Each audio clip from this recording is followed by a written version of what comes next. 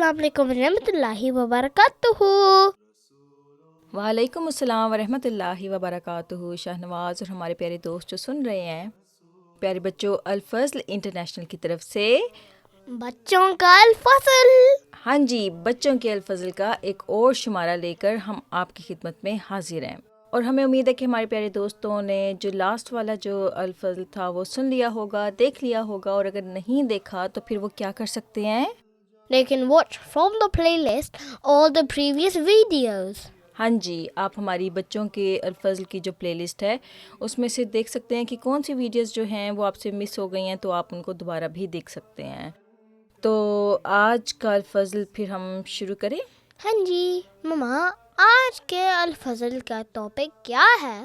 ہاں جی، آج کے الفضل جو ہے وہ بہت امپورٹنٹ ہے، وہ اس طرح سے کہ آج کا جو الفضل ہے اور اس کا موضوع ہے رسول اللہ صلی اللہ علیہ وآلہ وسلم، عفو و درگزر کا پیکر۔ تو شاہنواز، ہمارے پیارے بچے جو سن رہے ہیں، اس کا یہ مطلب ہے کہ جو آج کا جو الفضل ہے وہ اصل میں اخلاقیات کے بارے میں ہے، اور اس میں ہم دیکھیں گے کہ حضرت صلی اللہ علیہ وآلہ وسلم کے کیا اخلاق تھے، اسی طرح سے قرآن کریم کیا ہمیں بتاتا ہے، اور اس کے علاوہ پھر اس میں ایک اہم ٹاپک بھی ہے جو کہ ہم پیارے حضور کی پیاری باتیں میں کریں گے، یعنی کہ ایک خاص بات بھی ہے، اور وہ یہ ہے کہ غصے پر کیسے قابو پایا جا سکتا ہے۔ جب بچے تھوڑے سے بڑے ہو رہے ہوتے ہیں تو پھر ان کو زیادہ غصہ آتا ہے نا، بعض بچے گرمپی ہو جاتے ہیں، ٹینٹرم سکھاتے ہیں، تو پھر اس میں ہم دیکھیں گے کہ ہمارے پیارے حضور نے ہم کو کیا نصیحت کی ہے، اور اس سے پھر ہمارے بچے بھی سیکھ سکتے ہیں، اور پھر دوسروں کو بھی سمجھا سکتے ہیں کہ دیکھو اس طرح سے رہنا چاہیے اور اس طرح سے نہیں کرنا چاہیے۔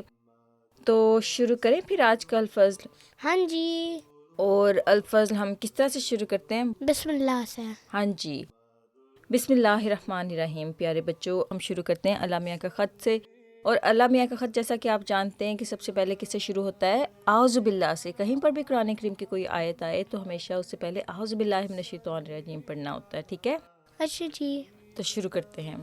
اعوذ باللہ من الشیطان الرجیم، بسم اللہ الرحمن الرحیم۔ خذ العفو وأمر بالعرف وأعرض عن الجاہلین۔ اس کا ترجمہ یہ ہے کہ عفو اختیار کر اور معروف کا حکم دے، اور جاہلوں سے کنارہ کشی اختیار کر۔ اس کا مطلب یہ ہے کہ ہمیں نرمی اور معاف کرنے والا بیہیویئر اپنانا چاہیے۔ معروف کہتے ہیں جو کامن چیزیں ہوتی ہیں نا، ان کا حکم دے، اور جاہلوں سے کنارہ کشی اختیار کر، یعنی کہ جاہل پتہ ہے نا کیا ہوتا ہے؟ جس کا کوئی جو بلا وجہ کی بحث کرتا ہے، جو آپ کا وقت ضائع کرواتا ہے، آپ کی انرجی ضائع کرواتا ہے، اور اس کا کوئی مقصد نہیں ہوتا۔ تو بعض کا ایسے لوگ ہوتے ہیں کہ آپ ان سے جتنی مرضی بحث کر لیں لیکن وہ اپنی ضد پہ اڑے رہتے ہیں۔ تو قرآن کریم بتاتا ہے کہ ایسے لوگوں سے ہمیں کنارہ کشی اختیار کر لینی چاہیے، اور ان کو بس سلام کر کے وہاں سے گزر جانا چاہیے، یعنی کہ جب وہ آپ کو لگ رہا ہو کہ یہ بندہ آپ کا ٹائم ضائع کروا رہا ہے اور بلا وجہ کا آپ کو تنگ کر رہا ہے، تو آپ اس سے بحث کرنے کی بجائے، اس سے الجھنے کی بجائے آپ اس سے دور ہٹ جائیں، کیونکہ اس کا کوئی فائدہ نہیں ہوگا، اور وہ بہت ممکن ہے کہ آپ کو تنگ بھی کرے، آپ کو غصہ بھی دلا دے، اور غصے میں پھر آپ کوئی ایسی بات کر دیں جو کہ ناپسندیدہ ہو۔ تو اس سے بہت بہتر ہے کہ جیسے ہی کوئی ایسا موقع آئے تو آپ اس سے فاصلہ اختیار کر لیں، اور جب وہ اچھی باتیں کرے تو پھر آپ بے شک اس کو دوبارہ اس سے بات کر لیں۔ اس کے بعد آتا ہے پیارے بچوں ہمارے نبی، پیارے پیارے نبی صلی اللہ علیہ وآلہ وسلم۔ ہاں جی، تو اس میں جیسا کہ آپ جانتے ہیں ایک چھوٹی سی حدیث ہوتی ہے، پیاری سی، جس سے ہمیں بہت ساری چیزیں سمجھنے کو ملتی ہیں۔ تو ہم دیکھتے ہیں کہ اس دفعہ ہمارے نبی، پیارے پیارے نبی میں کیا آیا ہے۔ تو پیارے بچوں، اس میں لکھا ہوا ہے کہ کسی نے حضرت عبداللہ بن عمرو رضی اللہ تعالیٰ عنہ سے رسول اللہ صلی اللہ علیہ وآلہ وسلم کی توریت میں بیان فرمودہ علامات پوچھیں، تو آپ رضی اللہ تعالیٰ عنہ نے جن صفات کا ذکر کیا اس میں یہ صفات بھی شامل تھیں کہ وہ بدخلق، درست کلام نہیں، اور نہ سخت دل، اور نہ بازاروں میں شور مچانے والا، اور نہ بدی کا بدلہ بدی سے دیتا ہے، بلکہ معاف کرتا ہے اور پردہ پوشی کرتا ہے۔ تو ریت وہ کتاب تھی جو کہ حضرت موسیٰ علیہ السلام پہ نازل ہوئی تھی، یعنی کہ جو ہولی بک تھی نا، جیسے ہمارے پاس قرآن کریم ہے جو کہ حضرت صلی اللہ علیہ وسلم پر نازل ہوا تھا، اسی طرح سے تو ریت وہ کتاب ہے جو کہ حضرت موسیٰ علیہ السلام پہ نازل ہوئی تھی۔ تو اس میں بھی اللہ تعالیٰ نے ایک نبی کے بارے میں پیش گوئی کی ہوئی ہے کہ ایک نبی آئے گا، یعنی کہ حضرت صلی اللہ علیہ وسلم آئیں گے، اور حضرت صلی اللہ علیہ وسلم کی کچھ صفات بتائیں کہ کیا ان کی پرسنالٹی کس طرح کی ہوگی، تاکہ لوگوں کو پتہ چل جائے کہ یہ ہے وہ بندہ جن کے بارے میں اللہ تعالیٰ نے پہلے ہی توریت میں پیش گوئی کی ہوئی تھی۔ تو توریت جو کہ ہولی کتاب ہے اس میں آتا ہے کہ وہ بدخلق اور درست کلام نہیں، یعنی کہ سختی سے کلام کرنے والا نہیں۔ حضور صلی اللہ علیہ وآلہ وسلم بہت نرم دل تھے، کائنڈ ہارٹڈ تھے، اور وہ نرمی سے بات کیا کرتے تھے۔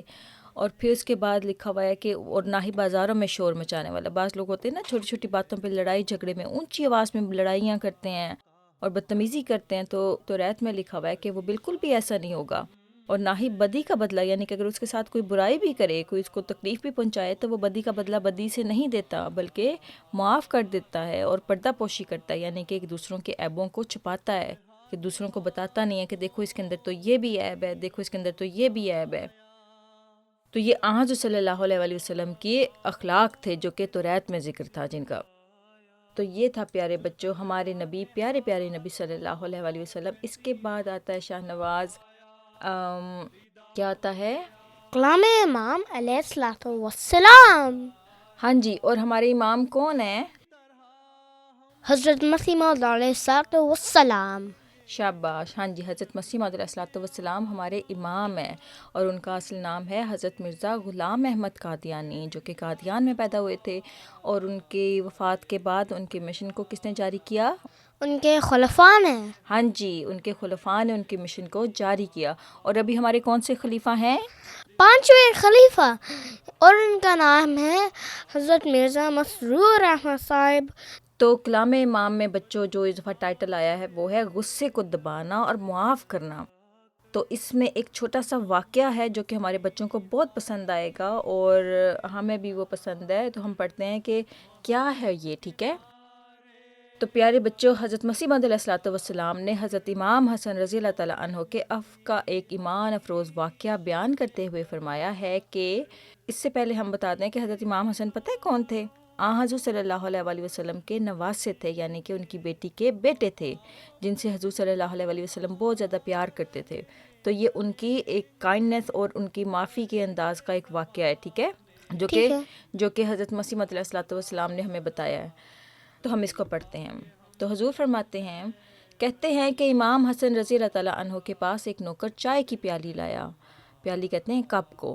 جب قریب آیا تو غفلت سے وہ پیالی آپ رضی اللہ تعالیٰ عنہ کے سر پر گر پڑی، یعنی کہ اس سے بے خیالی میں غلطی سے ایسے ہوا کہ جب وہ چائے کا کپ لے کر آیا تو غلطی سے حضرت امام حسن بیٹھے ہوں گے نا، تو ان کے سر پر وہ پیالی گر گئی۔ تو Was it by accident? ہاں جی، Like غفلت did he trip?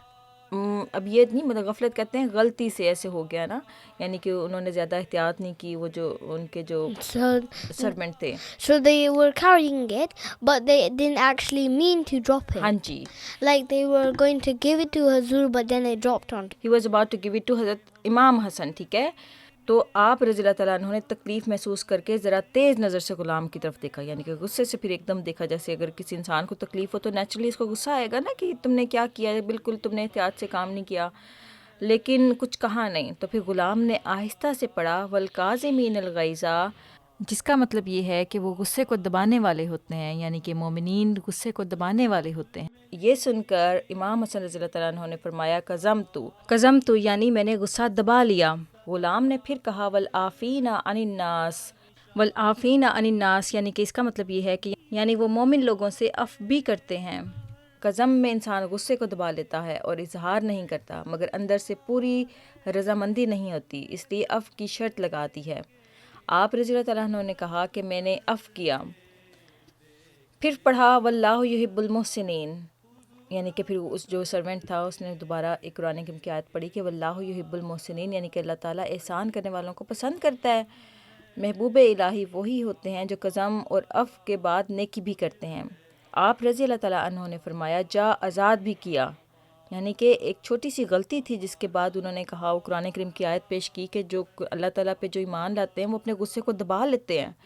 تو حضرت امام حسن کو انہوں نے فوراً اپنے غصے کو کنٹرول کر لیا اور کہا کہ میں نے اپنے غصے کو کنٹرول کر لیا ہے۔ پھر اس نے کہا، غلام نے پھر قرآن کریم کی ایک آیت کو پڑھ لی کہ غلام یعنی کہ جو سرونٹ تھا اس نے پھر ایک اور آیت قرآن کریم کی پڑھ دی اور کہا کہ قرآن کریم کہتا ہے کہ جو لوگ اللہ تعالیٰ سے پیار کرتے ہیں وہ لوگوں کے ساتھ عفو کا سلوک کرتے ہیں۔ عفو یعنی کہ اچھی طرح سے لوگوں کو معاف کر دیتے ہیں، دل سے معاف کر دیتے ہیں، اور اپنے دل میں کوئی بات نہیں ان کے خلاف رکھتے۔ پھر اس کے بعد انہوں نے ان کو دل سے معاف بھی کر دیا. پھر اس کے بعد غلام نے ایک اور آیت پڑھی قرآن کریم کی اور کہنے لگا واللہ یحب المحسنین، یعنی کہ اللہ تعالیٰ ان لوگوں سے پیار کرتا ہے جو احسان کرتا ہے. وہ غلام تھا اور اس کی ڈیوٹی تھی کہ وہ حضرت امام حسن کی خدمت کرے. لیکن جب اس نے یہ قرآن کریم کی آیت پڑھی کہ اللہ تعالیٰ تو ان لوگوں سے پیار کرتا ہے جو کہ احسان کرتے ہیں، کسی کو بہت زیادہ فیور دیتے ہیں اور احسان کا سلوک کرتے ہیں. تو پھر اس کے بعد حضرت امام حسن نے کیا کیا، اس غلام کو آزاد بھی کر دیا کہ جا تو اب آزاد ہے اور جیسے تم چاہو تو تم رہ سکتے ہو. پھر حضور فرماتے ہیں کہ راست بازوں کے نمونے ایسے ہیں کہ چائے کی پیالی گرا کر آزاد ہوا. اب بتاؤ یہ نمونہ اصول کی عمدگی ہی سے پیدا ہوا، یعنی کہ اچھی تربیت اور اچھی بنیاد سے پیدا ہوا. یعنی کہ اب دیکھو کتنا خوبصورت واقعہ ہے. ایک تو حضرت امام حسن کا اس میں ہمیں عفو کا بھی پتہ چلتا ہے، دوسرا وہ یہ بھی پتہ چلتا ہے کہ وہ غلام جو تھا وہ پڑھا لکھا تھا، اس کو پتہ تھا کہ اللہ تعالیٰ نے قرآن کریم میں کیا کیا باتیں بتائی ہوئی ہیں، اور اس طرح سے اپنی غلطی کی وجہ سے ہی وہ آزادی بھی پا گیا. تو آپ کو یہ چھوٹا سا واقعہ پسند آیا ہے؟ ہاں جی. اچھا، اس کے بعد آتا ہے پیارے بچوں، جیسا کہ آپ جانتے ہیں کہ نظم آتی ہے اس کے بعد. تو چھوٹی سی پیاری سی نظم آئی ہے اور یہ نظم جو ہے در سمین سے ہے. یعنی کہ در سمین وہ کتاب ہے جس کے اندر حضرت مسیح موعود علیہ الصلوۃ والسلام کا جو سارا کلام ہے نا، یعنی کہ جو جتنی بھی حضور نے پوئٹری کی وہ ساری کمپائل کی گئی ہے در سمین میں. ٹھیک ہے، اس کتاب کا نام ہے در سمین. تو بچوں کی نظم میں جو نظم آئی ہے اس دفعہ وہ ہم پڑھنا شروع کرتے ہیں. ٹھیک ہے؟ ٹھیک ہے.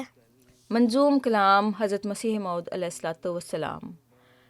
وہ پیشوا ہمارا جس سے ہے نور سارا، نام اس کا ہے محمد دل بر میرا یہی ہے. سب پاک ہیں پیغمبر ایک دوسرے سے بہتر، لیک از خدائے برتر خیر الورا یہی ہے.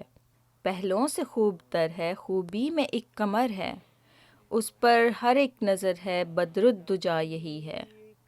وہ یار لا مکانی وہ دل برے نہانی، دیکھا ہے ہم نے اس سے بس رہنما یہی ہے. وہ آج شاہدی ہے وہ تاج مرسلیں ہے، وہ طیب و امی ہے اس کی ثنا یہی ہے. اس نور پر فدا ہوں اس کا ہی میں ہوا ہوں، وہ ہے میں چیز کیا ہوں بس فیصلہ یہی ہے. وہ دل برے یگانہ علموں کا ہے خزانہ، باقی ہے سب فسانہ سچ بے خطا یہی ہے. اب اس میں یہ ایک بیسیکلی ایک نعت ہے جس میں حضور صلی اللہ علیہ وآلہ وسلم کی تعریف کی گئی ہے، اور حضور فرماتے ہیں کہ میرا جو لیڈر ہے وہ پتہ ہے کون ہے؟ حضور صلی اللہ علیہ وآلہ وسلم ہے، جو کہ تمام جو لوگوں سے بڑھ کر ہیں، اور اللہ تعالیٰ نے تمام جو خوبیاں ہیں وہ حضور صلی اللہ علیہ وآلہ وسلم میں رکھ دی ہیں. اور تمام یعنی کہ all جتنے بھی ایٹریبیوٹس ہیں، اچھی کوالٹیز ہیں، وہ اللہ تعالیٰ نے حضور صلی اللہ علیہ وآلہ وسلم میں رکھ دی ہے. اور پھر حضور فرماتے ہیں کہ وہ شاہدی ہیں. شاہ کا مطلب ہوتا ہے کنگ ہے، اور وہ دین یعنی کہ اللہ تعالیٰ کا جو دین ہے اللہ تعالیٰ نے حضور صلی اللہ علیہ وآلہ وسلم کو اس کا کنگ بنا دیا ہوا ہے. اسی طرح سے جتنے بھی علموں کے خزانے ہیں وہ حضور صلی اللہ علیہ وآلہ وسلم کے پاس ہیں. ٹھیک ہے؟ تو یہ بات ہمیشہ یاد رکھنا کہ اللہ تعالیٰ کو جس ہستی سے سب سے زیادہ محبت ہے وہ حضور صلی اللہ علیہ وآلہ وسلم ہے. اور اگر ہمیں اللہ تعالیٰ کی محبت چاہیے تو ہمیں حضور صلی اللہ علیہ وآلہ وسلم پر درود و سلام بھیجنے سے ہی مل سکتی ہے. دعائیں جو ہوتی ہیں نا، اگر ہم چاہتے ہیں کہ اللہ تعالیٰ ہماری دعائیں جلدی جلدی قبول کر لے تو اس کے ساتھ ہمیں درود شریف پڑھنا چاہیے. ٹھیک ہے؟ ٹھیک ہے. تو یہ تھی پیارے بچوں ایک چھوٹی سی نظم تھی. اس میں جو مشکل الفاظ تھے اس میں ان کا جو معنی ہے وہ ہم پڑھ دیتے ہیں. اس میں ایک لفظ تھا نہانی. نہانی کہتے ہیں پوشیدہ کو، پیغمبر کہتے ہیں پیغمبر کو، پروفٹ کو یا پیغام لانے والے کو اللہ تعالیٰ کی طرف سے. بدر الدجا کہتے ہیں روشن چاند. تو یہ تھی پیارے بچوں ایک چھوٹی سی نظم تھی. اس کے بعد آتا ہے پیارے بچوں پیارے حضور کے پیارے باتیں. ہاں جی، اس کے بعد آتا ہے پیارے حضور کی پیاری باتیں. اور جیسا کہ ہم نے شروع میں بتایا تھا کہ اس دفعہ جو ہے پیارے حضور کی پیاری باتیں، اس میں ایک بہت اہم سوال ہے جس کا جواب دیا گیا ہے، اور وہ سوال یہ ہے کہ غصے پر کیسے قابو پایا جا سکتا ہے. بچوں کو اگر غصہ آئے تو پھر ماؤں کو کیا کرنا چاہیے یا بچوں کو کیا کرنا چاہیے؟ آپ کے ذہن میں کوئی بات ہے؟ The parents need to be more kinder to their children. ہاں جی، اور بچوں کو کیا کرنا چاہیے اگر بچوں کو غصہ آئے؟ They could probably go outside and play with their friends. اچھا، تو ہم یوں And دیکھیں. or play with their pets اچھا ٹھیک ہے، پیٹس کے ساتھ کھیلنے سے بھی غصہ کم ہو جاتا ہے. اچھا ٹھیک and ہے. friends. ٹھیک ہے، تو ہم دیکھتے ہیں کہ اس دفعہ پیارے حضور ایدہ اللہ کی پیاری باتیں میں کیا آیا ہے۔ ایک خادم نے سوال کیا کہ غصے پہ کیسے قابو پایا جا سکتا ہے۔ اس پر حضور انور نے اس خادم سے استفسار فرمایا کہ کیا آپ اس وقت غصے میں ہیں؟ جس پر خادم نے نفی میں جواب دیا، یعنی کہ نہیں، یعنی کہ حضور نے اس سے پوچھا کہ کیا اس وقت تمہیں غصہ آیا ہوا ہے، تو اس نے کہا نہیں۔ اس پر حضور انور نے فرمایا بس ہمیشہ اسی طرح رہا کرو، جب غصہ چڑھے تو استغفار کیا کرو۔ حضرت صلی اللہ علیہ وسلم نے فرمایا ہے کہ اگر غصہ چڑھتا ہے تو تم بیٹھ جاؤ، زیادہ غصہ چڑھے تو لیٹ جاؤ، ٹھنڈے پانی کے چھینٹے منہ پہ مارو۔ What if that doesn't help? اچھا بھی ہم پڑھتے ہیں آگے، تو پھر حضور فرماتے ہیں کہ ٹھنڈے پانی کے چھینٹے منہ پہ مارو تو تمہارا غصہ تھوڑا ٹھنڈا ہو جائے گا، استغفار کرو اور ٹھنڈا پانی پیو۔ حضرت صلی اللہ علیہ وسلم نے فرمایا ہے غصے میں زیادہ اچھلنے کودنے کی بجائے بیٹھ جاؤ کہ غصہ تھوڑا سا ٹھنڈا ہو جائے، یہی طریقہ ہے۔ اصلاح کی خاطر اگر کبھی کبھی غصہ آ جاتا ہے تو اس میں کوئی حرج نہیں، لیکن غصے کی مستقل عادت بن جانا اور ہر بات پہ چڑ کے اور غصے سے بولنا اور اگلا بھی ہر وقت پریشان ہی رہے، تمہارے سے ڈر کے رہے، یہ کہے کہ اس کے قریب بھی نہ جاؤ، وہ تو بڑا غصے والا ہے، ایسا نہیں ہونا چاہیے۔ اس لیے اصلاح کی خاطر کبھی کبھی غصہ آ جانا اور وہ بھی وقتی طور پہ، یہ اور بات ہے، پھر جنونی کیفیت طاری نہیں ہونی چاہیے، عقل سے کام لینا چاہیے، انسان کو مغلوب الغضب نہیں ہونا چاہیے، یہ چیز غلط ہے، باقی انسانی فطرت ہے، تھوڑا بہت غصہ تو آتا ہی رہتا ہے۔ اور اس میں بھی حضرت صلی اللہ علیہ وسلم نے علاج بتایا ہے کہ اگر ناجائز غصہ ہے تو استغفار پڑھو، بیٹھ جاؤ اور ٹھنڈا پانی پیو۔ اب ایک بات ہے شاہ نواز کہ دو طرح کا غصہ ہوتا ہے، ایک تو یہ ہوتا ہے کہ آپ کا مزاج ایک تو غصے والا بن جائے نا، اور ایک یہ بات ہوتا ہے کہ آپ کو کسی چیز پر، جائز بات پر غصہ آئے، جیسے مثال کے طور پر اگر Like children, like when mothers call their children off their screen time when they barely had it. ہاں جی، تو بچے پھر بات کا سنتے نہیں ہیں تو پھر ماں کو اس وقت غصہ آ جاتا ہے۔ اسی طرح اگر ٹیچر نے کوئی کام کہا ہے بچے کو اور وہ بچہ نہیں کر رہا ہر روز، تو اس میں کس کا نقصان ہے؟ ٹیچر کا نقصان ہے یا بچے کا؟ Teacher. کہ اگر بچہ اپنا ہوم ورک نہیں کر رہا تو بچے کا نقصان ہے۔ تو پھر یہ ہوتا ہے کہ اگر جیسے ٹیچر نے ہوم ورک دیا اور وہ بچہ نہیں کر رہا تو پھر ٹیچر کا غصہ جائز ہے اس میں، کہ وہ بچہ اپنا نقصان کر رہا ہے، اور ٹیچر جو ہے وہ ہمدردی کرتا ہے اس کے ساتھ، بچے کے ساتھ، کہ دیکھو تم اپنا نقصان کر رہے ہو، تم اپنی زندگی کے قیمتی وقت کو ضائع کر رہے ہو۔ تو دو طرح کا غصہ ہوتا ہے، ایک تو یہ کہ جب مزاج میں ایک دم جنونی کیفیت طاری ہو جائے، بلا وجہ کا غصہ آ جائے، کسی دوست سے لڑائی ہو جائے، تو پھر اس میں حضور صلی اللہ علیہ وسلم نے فرمایا کہ اپنی باڈی کی پوزیشن کو چینج کر لو، اگر تم کھڑے ہوئے ہو تو تم بیٹھ جاؤ تاکہ تمہارا جو ہے دھیان بٹ جائے، اسی طرح سے اگر تم بیٹھے ہوئے ہو تو تھوڑی دیر کو لیٹ جاؤ تاکہ بلڈ کی جو سرکولیشن ہے وہ تھوڑا بیٹر ہو جائے، اور پھر انسان کا جو غصہ ایک دم جو اس کے سر کو غصہ چڑھتا ہے وہ تھوڑا کم ہو جائے۔ اسی طرح سے اگر بہت زیادہ غصہ ہو تو پھر وضو بھی کر لینا چاہیے، ٹھنڈے پانی سے اپنا منہ دھو لینا چاہیے اور استغفار کرنا چاہیے، اللہ تعالیٰ سے مدد مانگنی چاہیے کہ اللہ میاں تو ہی مجھ کو اس وقت کنٹرول کر، مجھے بہت زیادہ غصہ آیا ہوا ہے۔ What if that doesn't help? It does. But what if it doesn't? Because you're super duper angry. نہیں، اٹ آلویز کچھ نہ کچھ اس پہ فرق آتا ہے، کیونکہ جب آپ کی باڈی کی موومنٹ چینج ہو جاتی ہے تو آپ کو ڈسٹریکشن مل جاتی ہے، اور اس کے بعد پھر کچھ نہ کچھ اس میں ہیلپ آؤٹ کرتا ہے۔ تو یہ تھا پیارے بچوں، پیارے حضور کی پیاری باتیں۔ تو ہمیں امید ہے کہ ہمارے بچوں نے اس سے سیکھا ہوگا کہ ایک دم جو بچوں کو غصہ آ جاتا ہے نا، بعض اوقات بہن بھائیوں میں بھی ایسے ہو جاتا ہے، ماں باپ کے سامنے بھی وہ غصے میں آ سکتے ہیں، تو اس وقت پھر ان کو کیا کرنا چاہیے؟ ایک تو اللہ تعالیٰ سے مدد مانگنی چاہیے، اگر جیسے بیٹھے ہوئے ہوں تو پھر ان کو لیٹ جانا چاہیے، کھڑے ہوں تو بیٹھ جانا چاہیے، اسی طرح سے استغفار کی عادت بچوں کو ہونی چاہیے، تو اس سے پھر ان کا مزاج جو ہے وہ آہستہ آہستہ کامنس کی طرف چلا جاتا ہے۔ تو یہ تھا پیارے بچوں پیارے حضور کی پیاری باتیں۔ اس کے بعد کیا آتا ہے شاہ نواز؟ وقف نو کارنر۔ ہاں جی، اس کے بعد آتا ہے وقف نو کارنر، جس میں ہم کچھ نصاب لے کر آتے ہیں چھوٹے بچوں کے لیے۔ اس دفعہ جو نصاب لے کر آئے ہیں ہم، وہ 6.5 تا 7 سال کی عمر کے بچوں کے لیے، یعنی کہ جو چھوٹے بچے ہوتے ہیں نا، like 6 to 7. ہاں جی، آپ کہہ لیں کہ تو 6 to 7 is 6.5 to 7، ٹھیک ہے۔ Okay. تو پھر اس کے بعد اس دفعہ اس میں جو نصاب آیا وہ ہم دیکھتے ہیں کہ کیا ہے۔ والدین اپنے بچوں کو روزانہ تلاوت کی عادت ڈالیں اور سورۃ الکوثر یاد کروائیں۔ سورۃ الکوثر پیارے بچوں چھوٹی سی سورت ہے، 3 آیتیں اس کی ہیں، اور بہت جلدی سے یاد ہو جاتی ہے، اور تلاوت کی عادت ہونی چاہیے۔ اگر بچوں نے قرآن کریم ختم کر لیا ہوا ہے تو روزانہ ان کو تلاوت کی عادت ہونی چاہیے۔ اسی طرح سے نماز سادہ مکمل یاد کریں، پھر اس کے بعد ہے نظم کبھی نصرت نہیں ملتی در مولا سے کندھوں کو یاد کریں. شمارہ نمبر 13 جو کہ 21 جولائی 2023 کا شمارہ ہے، اس میں ہم یہ نظم پڑھ چکے ہوئے ہیں. اور وہ نظم جو ہے چھوٹی سی نظم ہے، پیاری سی چھوٹی سی نظم ہے، اور وہ بچوں کو جلدی سے یاد بھی ہو جائے گی. پھر اس کے بعد ہے خلفائے راشدین اور خلفائے احمدیت کے ناموں کی دہرائی کریں. خلفائے احمدیت کی تصاویر کی پہچان کروائیں. پھر اس کے بعد ہے خلفائے راشدین وہ والے خلفاء ہیں جو کہ حضور صلی اللہ علیہ وسلم کے بعد آئے.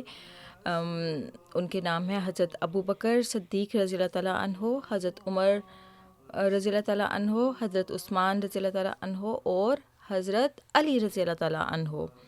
پھر اس کے بعد خلفائے احمدیت کے جو خلفاء ہیں وہ ان کے نام یاد کروائیں. خلفائے احمدیت میں وہ والے خلیفات ہیں جو کہ حضرت مسیح موعود علیہ الصلوۃ والسلام کی وفات کے بعد آئے. ٹھیک ہے، تو اب تک خلفائے احمدیت میں ہمارے ماشاءاللہ سے 5 خلیفہ آ چکے ہیں. جو سب سے پہلے خلیفہ تھے ہمارے، ان کا نام تھا حضرت حافظ حکیم مولوی نور الدین صاحب خلیفۃ المسیح الاول رضی اللہ تعالیٰ عنہ.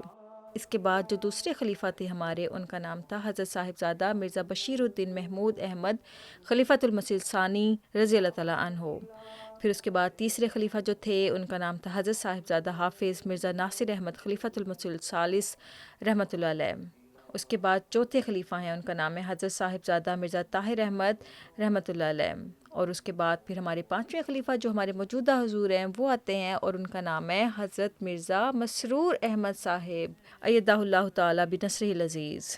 اللہ تعالیٰ ان کی زندگی میں اور ان کی صحت میں برکتیں عطا کرے، ان کا سایہ ہم پر سلامت رکھے. تو اس کے بعد آخری جو ہے وہ ہے کہ والدین کے حق میں دعا با ترجمہ یاد کریں. شمارہ نمبر 8 5 مئی 2023 کے شمارے میں ہم والدین کے حق میں دعا جو ہے وہ پڑھ چکے ہوئے ہیں. ویسے شہنواز آپ کو یاد ہے والدین کے لیے کون سی دعا ہوتی ہے؟ رب ارحمہما کما ربیانی صغیرہ. ہاں جی، رب ارحمہما کما ربیانی صغیرہ. اس کا یہ مطلب ہے کہ اے میرے رب، میرے ماں باپ پر رحم فرما جیسا انہوں نے مجھ پر رحم کیا جب میں چھوٹا تھا. اس کے بعد آتا ہے پیارے بچوں، روزمرہ دعائیں یاد کر رہے ہیں. ہاں جی، روزمرہ دعائیں یاد کریں. تو اس میں جو دعا ہے اس کا ٹائٹل ہے کہ خدا کی قدوسیت اور اپنے ظلم کا اقرار کی دعا. تو ہم دعا پڑھتے ہیں اور اس کا بعد ہم دیکھتے ہیں کہ اس کا ترجمہ کیا ہے. ٹھیک ہے، تو آپ بھی ہمارے ساتھ پڑھیں گے اور ہمارے پیارے بچے جو سن رہے ہیں وہ بھی ہمارے ساتھ دہرا سکتے ہیں، اس طرح سے ان کو جلدی سے یاد بھی ہو سکتی ہے. لا الہ لا الہ الا الا انت انت سبحانک سبحانک انی انی کنت کنت من الظالمین. من الظالمین. ہاں جی، لا الہ الا انت سبحانک انی کنت من الظالمین. You can repeat this in the video to learn it. ہاں جی، And also you can try and do it without looking at it. ہاں جی، اس کا ترجمہ یہ ہے کہ کوئی معبود نہیں تیرے سوا، تو پاک ہے، یقیناً میں ہی ظالموں میں سے تھا. یعنی کہ جب ہم سے کوئی غلطی ہو جائے نا تو ہمیں سب سے پہلے کیا کرنا چاہیے؟ اللہ تعالیٰ کے سامنے اپنی غلطی کا اقرار کرنا چاہیے. اور استغفار. ہاں جی، استغفار بھی کرنا چاہیے. اور اللہ تعالیٰ کے سامنے سب سے پہلے ہم نے اس چیز کو ایکنالج کرنا ہے کہ یعنی کہ ماننا ہے کہ ہم سے واقعی غلطی ہوئی ہے. اگر ہمیں اس چیز کا ادراک ہی نہیں ہے کہ ہم سے غلطی ہوئی اور ہم معافی مانگ رہے ہیں تو اس معافی کا کوئی فائدہ نہیں ہے. سب سے پہلے ہم نے اس چیز کو سمجھنا ہے کہ ہم نے بہت غلطی کی ہے اگر ہم سے کبھی کوئی غلطی ہو جائے. اور اللہ تعالیٰ کی سبحانیت یعنی غلطی سے پاک ہونے کا اقرار کرنا چاہیے. اچھا، اس دعا میں سب سے پہلے یہ آتا ہے کہ اللہ تعالیٰ کے سوا کوئی معبود نہیں، یعنی کہ اللہ تعالیٰ ہی ہے جو کہ ورشپ کے لائق ہے. یعنی کہ اللہ تعالیٰ ہی اس چیز کا حقدار ہے کہ اللہ تعالیٰ کی عبادت کی جائے، اور اللہ تعالیٰ کے علاوہ کوئی بھی معبود نہیں، اور اللہ تعالیٰ پاکیزہ ہے. یعنی کہ انسان کو اپنی غلطی کا اقرار ہونا چاہیے اور اللہ تعالیٰ کی سبحانیت یعنی غلطی سے پاک ہونے کا اقرار کرنا چاہیے. پھر اس کے بعد ہے اس دعا میں کا اگلا حصہ ہے کہ انی کنت من الظالمین، یعنی کہ اے اللہ میں نے غلطی کی اور میں ظالموں میں سے تھا. جب انسان کوئی غلطی کرتا ہے نا، پتہ ہے وہ ظالموں میں سے بن جاتا ہے، کیونکہ وہ اپنے ظالموں کا یعنی کہ وہ کروئل ہو جاتا ہے، یعنی کہ وہ اپنا نقصان خود کرتا ہے. مثال کے طور بائی ایکسیڈنٹ بھی غلطیاں ہو جاتی ہیں، لیکن اگر بائی ایکسیڈنٹ نہ بھی ہو تو پھر بھی انسان کا اپنا نقصان ہوتا ہے نا ان اینی کیس. کیونکہ دیکھو مثال کے طور پہ اگر کوئی انسان جو ہے اپنے آپ کو ہارم کرے تو اس کی اپنی باڈی کا نقصان ہوگا. اسی طرح سے کچھ غلطیاں ایسی ہوتی ہیں جو کہ انسان کی روح کو نقصان پہنچاتی ہیں، تو وہ ظلم ہوتا ہے اپنی جان پر. تو یہ جو دعا ہے بہت پیاری دعا ہے، اس کو یاد کرنی چاہیے ضرور سب بچوں کو، اور آسانی سے یاد بھی ہو جاتی ہے. ٹھیک ہے، اچھا جی. اس کے بعد کیا آتا ہے شاہ نواز؟ چل حدیث یاد کریں.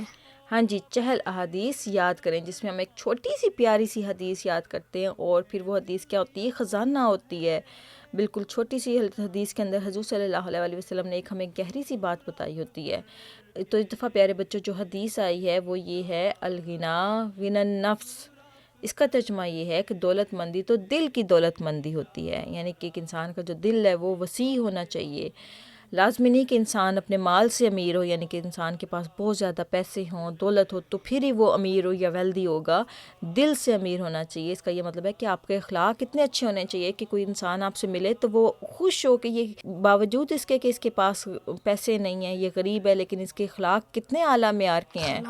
اخلاق یعنی کہ اس کے جو بیہیویئر ہے، اس کے جو مورل ویلیوز ہیں وہ کتنی اعلیٰ درجے کی ہیں، اعلیٰ درجے کی ہیں، یعنی کہ بہت اچھی ہیں.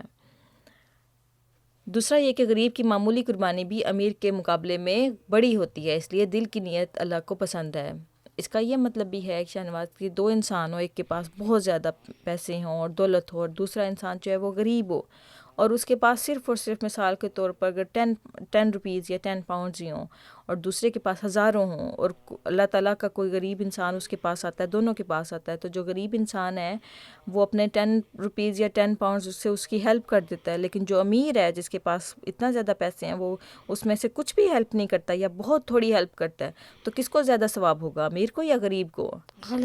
غریب کو، کیونکہ غریب نے خود وہ غریب ہے بیچارہ، تنگ دست ہے، لیکن اس کے باوجود اس نے اپنے بھائی کا خیال کیا کہ یہ بیچارہ بھی بھوکا ہے، اس کے پاس کپڑے نہیں ہیں یا اس کے پاس علاج کے پیسے نہیں ہیں، تو میں اس کا خیال کر لوں، مجھے اللہ تعالیٰ اور دے دے گا. تو اسی چیز کو کہتے ہیں کہ دولت مندی تو دل کی دولت مندی ہوتی ہے، یعنی کہ آپ کے اندر جتنا زیادہ آپ کائنڈ ہوں گے، جتنا زیادہ آپ کے اندر مخلوق خدا کی ہمدردی ہوگی، اتنا زیادہ ہی آپ دولت مند ہوں گے، آپ اتنا زیادہ ویلدی ہوں گے. ٹھیک ہے؟ اچھا جی. اس کے بعد آتا ہے پیارے بچوں کرنا کر میں کیا ہوتا ہے؟ do's and don'ts. ہاں جی، ادب آداب ہوتے ہیں، کچھ اخلاقیات کی باتیں ہم سمجھتے ہیں. تو اس میں جو یہ ہے کہ پہلا ہے کہ تو رقت قلب کو اپنے دل میں بٹھا، یعنی کہ آپ کا دل نرم ہونا چاہیے. اگر آپ کسی کی تکلیف دیکھیں تو فوراً اس کو محسوس کرنے والے ہوں.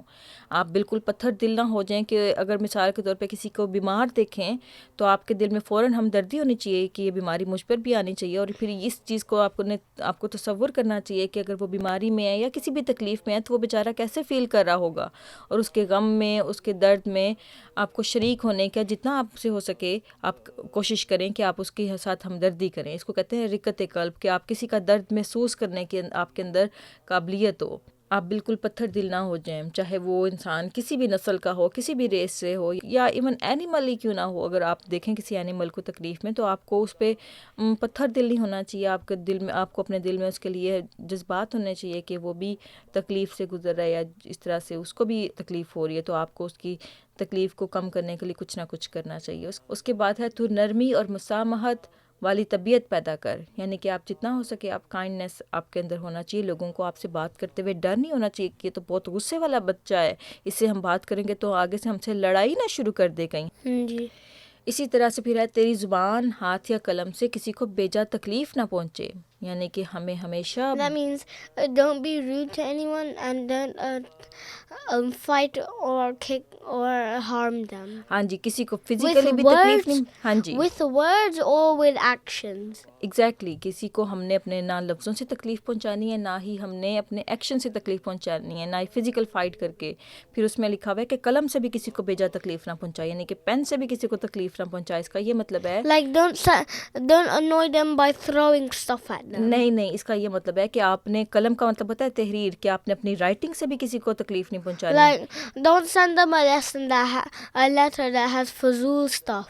ہاں جی، کوئی تکلیف دہ بات نہ ہو. Like it's annoying and it wastes their time. ہاں جی. اچھا، اس کے بعد ہے تو نوکروں اور ماتحتوں پر سخت گیری نہ کر. ابھی جیسا کہ شاہ نواز ہم نے اوپر ایک واقعہ پڑھا ہے نا کلام امام میں، کہ حضرت مسیح موعود علیہ السلام نے ہمیں حضرت امام حسن کا واقعہ ایک سنایا کہ ایک غلام سے ایک چائے کی پیالی گر گئی، اور پھر ایٹ دی اینڈ اس کا رزلٹ کیا ہوا کہ حضرت امام حسن نے اس کو آزاد کر دیا. تو ہمیں بھی بالکل کائنڈ ہونا چاہیے اپنے جو ماتحت کہتے ہیں جو ہمارے انڈر کام کرنے والے لوگ ہوتے ہیں. بعض کا اگر آپ امپلائر ہیں تو آپ کے ساتھ امپلائیز ہوں گے کام کرنے والے, یعنی کہ آپ کے ماتحت ہوں گے جو لوگ کام کرتے ہوں گے. پھر اسی طرح سے جو آپ کے سرونٹس ہوں گے جو آپ کا خیال کرتے ہیں, آپ کو سروسز پرووائڈ کرتے ہیں.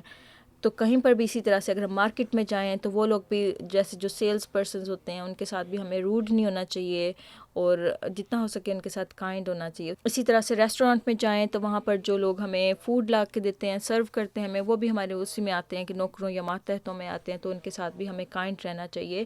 Don't just expect, like, if you're rich, really rich, and then like a poor person comes, don't go like, go away, I don't want you, help them. ہاں جی, تو اگر آپ کے حالات اچھے ہیں تو ان کو, اگر آپ کو کسی نے سروس کوئی پرووائڈ کی ہے, جیسے آپ کو کسی نے کھانا لا کر دیا, آپ ریسٹورینٹ میں ہیں یا پھر آپ کسی مارکیٹ میں گئے ہیں اور وہاں پہ آپ کو کسی نے سرو کیا, تو اگر آپ کے پاس اتنی استطاعت ہو تو آپ اس کو ضرور کچھ نہ کچھ الگ سے پیسے دے دیں یا پھر ٹپ دے دیں تاکہ وہ بیچارہ خوش ہو جائے.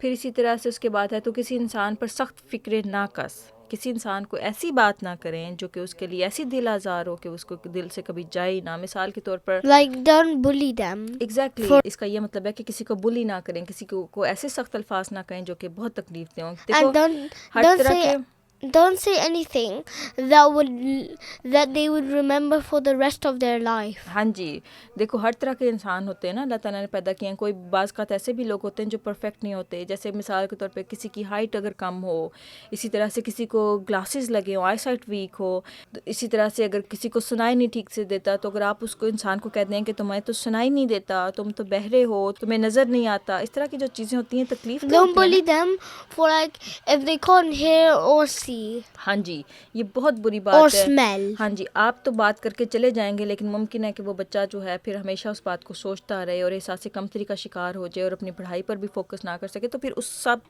چیزوں کا جو گناہ ہے وہ آپ پر آئے گا. ٹھیک ہے. اس کے بعد ہے تو مخلوق کے ساتھ اپنے سلوک میں رحم کا پہلو غالب رکھ, یعنی کہ اگر آپ کو اللہ تعالیٰ نے توفیق دی ہے تو آپ کوشش کریں کہ آپ ظلم نہ کریں, آپ بدلہ نہ لیں کسی سے, آپ رحم رکھیں دوسروں پر, اور اللہ تعالیٰ پھر آپ پر رحم رکھے گا. کیونکہ جو انسان اللہ تعالیٰ کی مخلوق کے ساتھ کائنڈ رہتا ہے, اللہ تعالیٰ بھی اس کے ساتھ کائنڈ رہتا ہے. کیونکہ آپ کو یاد ہوگا کہ بارش والا جو شمارہ ہم نے پڑھا تھا, اس میں جب بارش ہوئی تو ایک آدمی جو کہ آگ کی پوجا کیا کرتا تھا اور پھر پرندوں کو اس نے فوڈ ڈالی, تو And then a Muslim came اور اس نے and کہا کہ تمہیں تو ثواب نہیں ہوگا, تم تو آگ کی پوجا کرتے ہو. and when on Hajj he saw the same old man ہاں جی, تو پھر اس نے and کہا Allah had given him sawab. ہاں جی, تو اللہ تعالیٰ نے پھر اس کو کیا ثواب دیا کہ وہ جو مشرک تھا, وہ جو پرندوں کو کھانا ڈالا کرتا تھا, اللہ تعالیٰ نے اس کو یہ ثواب دیا کہ اللہ تعالیٰ نے اس کو مسلمان کر دیا اور اس کو حج کی بھی توفیق دی. تو ہمیشہ رحم کا پہلو اپنے اندر غالب رکھیں. پھر اس کے بعد ہے تو ہر وقت تیوری چڑھائے رکھنے سے پرہیز کر. تیوری کہتے ہیں اپنے ماتھے پر بل ڈال کے رکھنا, جو غصے میں آ جاتے ہیں نا, کہ بھی دوسرا بندہ آپ کو دیکھتے ہی سمجھے کہ یہ تو بہت ایروگنٹ لگ رہا ہے, اس سے بات کی تو آگے سے ہمیں دو سننی نہ پڑ جائیں. تو اپنا جو چہرہ ہے وہ ہمیشہ ایسا رکھیں کہ وہ مسکراتا ہوا چہرہ ہو, لوگوں اللہ تعالیٰ کی مخلوق آپ کے پاس آتے ہوئے ڈرے نہ آپ سے, اور یہ نہ وہ خیال کرے کہ پتہ نہیں آگے سے کیا بات سننے کو مل جائے. تو خوش مزاج رہیں آپ. پھر اس کے بعد ہے جب تو کسی کے قصور کو ایک دفعہ معاف کر دے تو پھر اس کا ذکر نہ کر. اب دیکھو یہ بہت ہی اعلیٰ اخلاق کی بات ہے کہ اگر آپ کسی نے آپ کے ساتھ کوئی غلطی کر دی ہے اور اس نے معافی مانگ لی ہے, یا اس نے اگر معافی نہیں بھی مانگی اور آپ نے اس کو ایک دفعہ معاف کر دیا, تو پھر آپ اس غلطی کا بار بار ذکر نہ کریں, کہ یہ نہ کہیں کہ تم نے مجھے اس وقت تنگ کیا تھا. اس طرح سے دوسرا بندہ بھی شرمندہ بھی ہوگا اور دوسرا ایک وقت آئے گا وہ چڑ بھی جائے گا, اس کی عزت نفس جو ہے وہ اس کو تکلیف ہوگی کہ یہ کیوں مجھے بار بار اس غلطی کا ذکر کرتا ہے جو کہ ایک دفعہ ہو گئی اور وہ قصہ جو تھا وہ پھر ختم ہو گیا. تو یہ تھا پیارے بچوں کرنا کر. اور اس کے بعد کیا آتا ہے شاہنواز؟ Daddy John کا آنگن. I do like Mahmood's toys. You like Mahmood's toys? Okay. اور اس دفعہ دادی جان کے آنگن میں جو کہانی آئی ہے اس کا ٹائٹل ہے عفو درگزر کا پیکر صلی اللہ علیہ وآلہ وسلم. تو شروع کریں؟ ہاں جی. اچھا, ٹائٹل سے لگ رہا ہے کہ اس دفعہ کی جو کہانی آئی ہے اس میں حضور صلی اللہ علیہ وآلہ وسلم کی سیرت سے کچھ واقعات ہوں گے. How? ابھی دیکھتے ہیں نا کہ حضور صلی اللہ علیہ وآلہ وسلم کتنے کائنڈ تھے. To me it looks more like it's a playtime for Mahmood. اچھا ٹھیک ہے, تو ہم شروع کرتے ہیں. السلام علیکم ورحمۃ اللہ وبرکاتہ. گڑیا اور محمود آج اسکول سے واپس آئے تو بہت خوش لگ رہے تھے۔ چھٹیوں کے بعد آج اسکول کا پہلا دن تھا۔ وعلیکم السلام ورحمۃ اللہ، دادی جان اور محمود نے جواب دیا۔ محمود ابھی اسکول نہیں نہ جاتا، گھر پہ رہتا ہے۔ احمد: دادی جان، آپ کو معلوم ہے ہمارے اسکول میں سیرت النبی صلی اللہ علیہ وآلہ وسلم پر پروگرام ہونا ہے۔ گڑیا: دادی جان، مجھے تقریر کرنی ہے، اور احمد بھائی نے تقریر یعنی کہ اسپیچ، اور احمد بھائی نے پچھلی دفعہ کی طرح نعت ہی پڑھنی ہے۔ نعت کہتے ہیں کہ وہ پوئٹری ہوتی ہے جو کہ حضور صلی اللہ علیہ وآلہ وسلم کی تعریف میں پڑھی جاتی ہے۔ نہیں، اسپیچ تو ڈفرینٹ ہوتی ہے نا، نعت قصیدہ ہوتا ہے جو کہ حضور صلی اللہ علیہ وآلہ وسلم کی تعریف میں کیا جاتا ہے۔ اچھا، اس کے بعد ہے دادی جان: یہ تو خوب ہوا۔ احمد بیٹا، کون سی نظم پڑھیں گے اس بار؟ احمد: دادی جان، پہلی بار میں نے بدرگاہ ذیشان والا قصیدہ پڑھا تھا، اس بار سوچ رہا ہوں کہ وہ پیشوا ہمارا تیار کر لوں۔ یہ نظموں کے ٹائٹل ہیں۔ بہتر، دادی جان بولیں۔ اور گڑیا کو کون سا موضوع ملا ہے؟ گڑیا: دادی جان، اس بار تو بہت مشکل موضوع ملا ہے، مجھے تو اس کا مطلب ہی نہیں معلوم۔ رسول اللہ صلی اللہ علیہ وآلہ وسلم عفو و درگزر کا پیکر۔ محمود: دادی جان، یہ جلسہ کب ہے اور ہم اس کی کیا تیاری کریں گے؟ اب محمود پاس ہی بیٹھا ہوا یہ ساری باتیں سن رہا تھا۔ دادی جان: بیٹا، رسول اللہ صلی اللہ علیہ وآلہ وسلم 9 ربیع الاول کو پیدا ہوئے تھے۔ جیسے ہمارے انگلش منتھس ہوتے ہیں نا، جیسے جنوری، فیبروری، اس طرح سے جو ہوتے ہیں نا عربی مہینے، وہ ڈفرینٹ ہوتے ہیں اور ان کو اسلامک منتھس بھی کہا جاتا ہے۔ تو حضور صلی اللہ علیہ وآلہ وسلم 9 ربیع الاول کو پیدا ہوئے تھے، ٹھیک ہے؟ اچھا جی۔ محمود کی سالگرہ پر آپ کو بتایا تھا کہ ہم رسول اللہ صلی اللہ علیہ وآلہ وسلم کی سالگرہ نہیں مناتے۔ آپ کو یاد ہوگا شاہنواز کہ ہم نے جو پچھلا والا شمارہ کیا تھا وہ سالگرہ کے بارے میں تھا، اور اس میں ہم نے یہ چیز دیکھی تھی کہ ہم حضور صلی اللہ علیہ وآلہ وسلم کی یا کوئی بھی جو ہماری مقدس ہستیاں گزری ہیں ان کی سالگرہ نہیں مناتے۔ عام مسلمان اس روز کو عید میلاد النبی صلی اللہ علیہ وآلہ وسلم یا مولود النبی صلی اللہ علیہ وآلہ وسلم کے نام سے یاد کرتے ہیں۔ ہم احمدی اس دن جلسہ سیرت النبی کا انعقاد کرتے ہیں، یعنی کہ ہم اس دن سارے مل کر حضرت صلی اللہ علیہ وآلہ وسلم کی جو سیرت کی باتیں ہیں، ان کے اخلاق تھے کیسے، یا پھر جو واقعات ان کی زندگی میں گزرے، ہم وہ یاد کرتے ہیں، اور پھر اس کے بعد ہم اللہ تعالیٰ کا شکر ادا کرتے ہیں کہ اللہ تعالیٰ نے ہماری ہدایت کے لیے رسول اللہ صلی اللہ علیہ وآلہ وسلم کو بھیجا۔ دادی جان نے گڑیا سے مخاطب ہوتے ہوئے کہا: گڑیا، لگتا ہے آپ کے لیے نیا عنوان ہے، چلیں کپڑے بدل لیں اور نماز اور کھانے سے فارغ ہو کر کیلولا کر لیں، رات کو اس کے بارے میں بات کرتے ہیں۔ کیلولا کہتے ہیں جو تھوڑا سا نیپ ٹائم ہوتا ہے نا، لنچ کے بعد اکثر بچے کرتے ہیں، پرانے زمانے میں زیادہ لوگ کرتے تھے، آج کل اس کا تھوڑا سا کم رواج ہو گیا کیونکہ جابس ہوتی ہیں یا بچوں کے ٹیوشنس وغیرہ ہوتی ہیں، لیکن جو لنچ کے بعد جو تھوڑی دیر ریسٹ ہوتی ہے نا، چھوٹی سی جو نیپ ہوتی ہے، اس کو کہتے ہیں کیلولا کرنا۔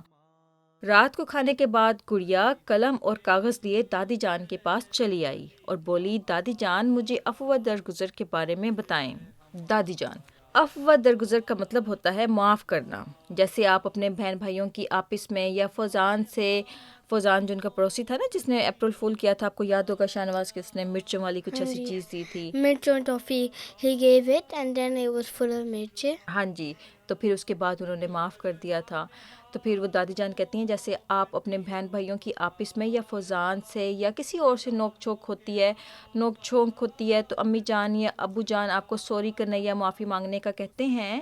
اسی طرح رسول اللہ صلی اللہ علیہ وآلہ وسلم جن میں تمام اخلاق اور خوبیاں جمع تھیں، یہ ایک نمایاں وصف تھا کہ آپ اپنوں کو اور دشمن کی غلطیوں کو معاف کر دیا کرتے تھے، یعنی کہ کتنا بھی، یعنی کہ حضور صلی اللہ علیہ وآلہ وسلم کو اللہ تعالیٰ نے یہ خوبی دی تھی کہ حضور صلی اللہ علیہ وآلہ وسلم کو کوئی تکلیف کر دیتا تھا نا یا کوئی ہرٹ کرتا تھا تو حضور صلی اللہ علیہ وآلہ وسلم اس کو معاف کر دیا کرتے تھے اور کسی سے بدلہ نہ لیتے تھے، یعنی کہ ریونج نہیں لیتے تھے کہ تم نے مجھے اب یہ کیا میں بھی تمہارے ساتھ یہ کروں گا۔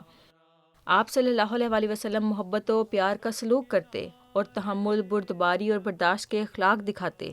احمد: جی، حضور انور نے خطبے میں بتایا تھا کہ فتح مکہ کے وقت رسول اللہ صلی اللہ علیہ وآلہ وسلم نے مکہ کے تمام کفار کو معاف کر دیا تھا، یعنی کہ حضور صلی اللہ علیہ وآلہ وسلم نے جب وہ وکٹری حاصل کی اور مکہ کو فتح کر لیا جہاں پہ تمام ظالم لوگ رہتے تھے، اور پھر وہ لوگوں نے حضور صلی اللہ علیہ وآلہ وسلم اور حضور صلی اللہ علیہ وآلہ وسلم کے صحابہ کو بہت تکلیف دی تھی، لیکن اس کے باوجود جب حضور صلی اللہ علیہ وآلہ وسلم کنگ بن گئے تو حضور صلی اللہ علیہ وآلہ وسلم کے پاس اختیار تھا کہ حضور صلی اللہ علیہ وآلہ وسلم جس کو چاہتے جس طرح چاہتے پنشمنٹ دے سکتے تھے، لیکن حضور صلی اللہ علیہ وآلہ وسلم نے کیا کیا؟ معاف کر لیا تھا۔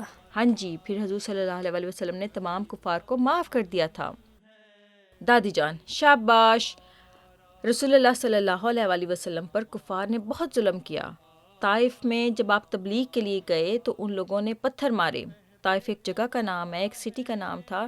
وہاں پہ جب حضور صلی اللہ علیہ وآلہ وسلم اللہ تعالیٰ کا پیغام پہنچانے کے لیے گئے نا کہ لوگوں اللہ تعالیٰ ایک ہے اور میں اللہ تعالیٰ کا نبی ہوں، تو ان لوگوں نے آپ کی بات سننے کی بجائے آپ کو پتھر مارے آگے سے اور لہو لہان کر دیا.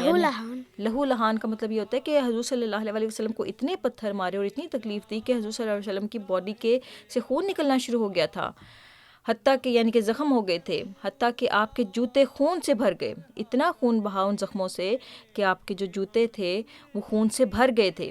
Even they flooded. ہاں جی، بھر گئے تھے. اس کے بعد لکھا ہوا ہے کہ پھر حضرت جبرائیل جو کہ اللہ تعالیٰ کے فرشتے تھے، انہوں نے آپ سے اجازت چاہی کہ اس قوم کو 2 پہاڑوں کے درمیان پیس دوں. تو آپ صلی اللہ علیہ وآلہ وسلم نے ان کو معاف کرتے ہوئے کہا کہ ان میں سے ہی ایسے لوگ پیدا ہوں گے جو ایمان لے آئیں گے. یعنی کہ اللہ تعالیٰ نے حضور صلی اللہ علیہ وآلہ وسلم کو اختیار دیا، اور اللہ تعالیٰ کے فرشتے نے حضور صلی اللہ علیہ وآلہ وسلم سے پوچھا کہ اگر آپ کہیں تو میں یہ جو 2 پہاڑ ہیں، یہ جو ان کے سٹی کے گرد طائف کے، ان کو آپس میں ٹکرا کر ان لوگوں کو میں مار دوں. لیکن حضور صلی اللہ علیہ وآلہ وسلم نے پھر بھی ان کو معاف کر دیا اور کہا کہ انہی لوگوں میں سے، ان کی اولادوں میں سے ایسے لوگ پیدا ہوں گے جو کہ ایمان لے کر آئیں گے، جو کہ اللہ تعالیٰ کی وحدانیت کا درس دیں گے پھر.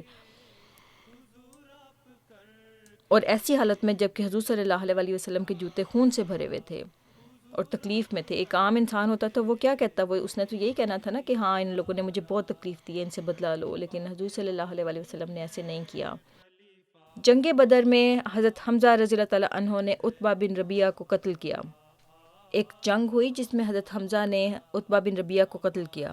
حضرت حمزہ جو تھے وہ حضور صلی اللہ علیہ وآلہ وسلم کے چچا تھے اور حضور صلی اللہ علیہ وآلہ وسلم کو ان سے بہت زیادہ پیار تھا. تو اس کی اولاد نے ایک حبشی غلام وحشی کے ذریعے حضرت حمزہ رضی اللہ تعالیٰ عنہ کو جنگ احد میں قتل کروا دیا. اب وہ جو جس کو عتبہ کو قتل کیا تھا نا جنگ بدر میں، عتبہ ایک وہ دشمن تھا نا جو کہ جنگ میں حضرت حمزہ نے جس کو قتل کر دیا تھا، مار دیا تھا. تو ان کی اولاد میں سے کسی نے ایک حبشی غلام کو مقرر کیا حضرت حمزہ رضی اللہ تعالیٰ عنہ کے قتل کے لیے. حبشی غلام یعنی کہ افریقن نسل کا تھا وہ، اور وہ حبشہ سے تھا. اس نے حضرت حمزہ کو قتل کر دیا جنگ احد میں، جو نیکسٹ وار ہوئی. پھر حضرت حمزہ کو اس نے قتل یعنی کہ شہید کر دیا تھا. Why? بدلہ لیا تھا نا. تو اور اس کی بیٹی ہندا نے حضرت حمزہ رضی اللہ تعالیٰ عنہ کا سینہ چاک کر کے آپ کا کلیجہ چبا ڈالا.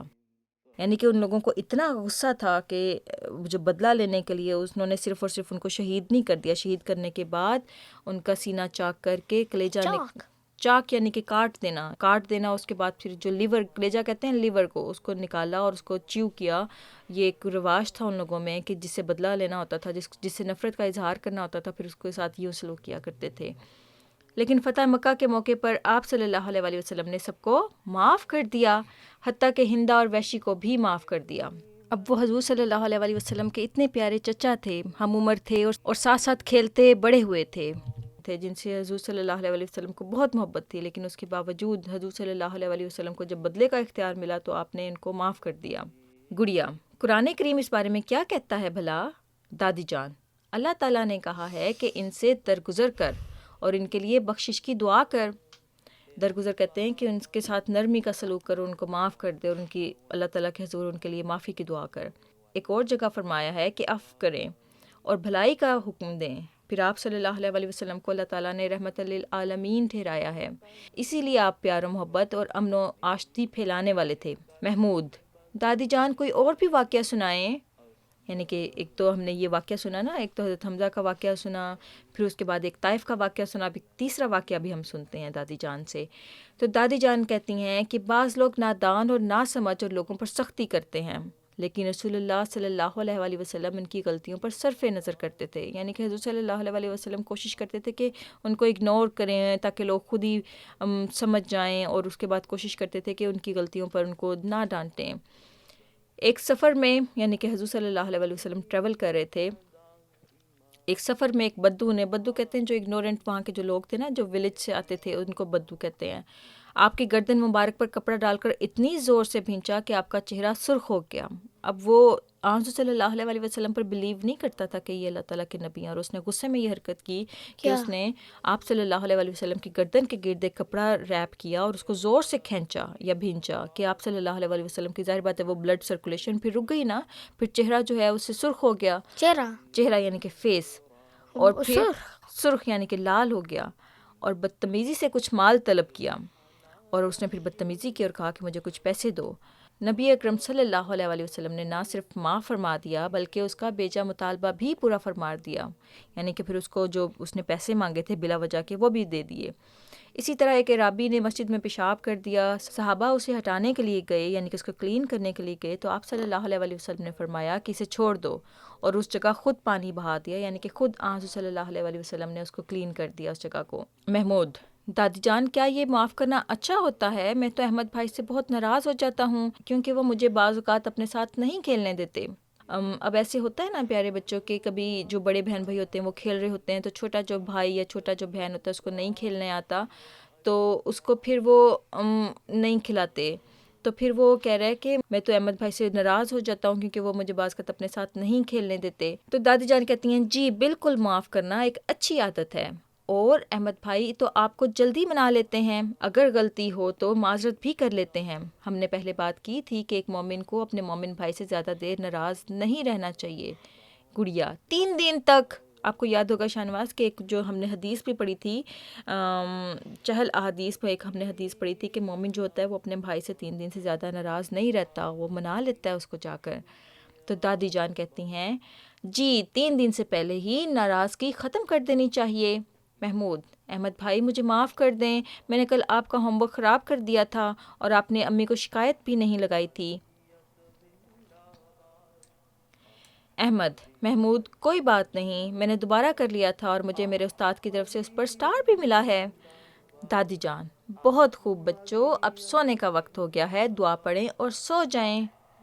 اس کے بعد پھر سب بچے سونے چلے گئے۔ تو یہ تھا پیارے بچوں دادی جان کا آنگن۔ اس کے بعد کیا آتا ہے؟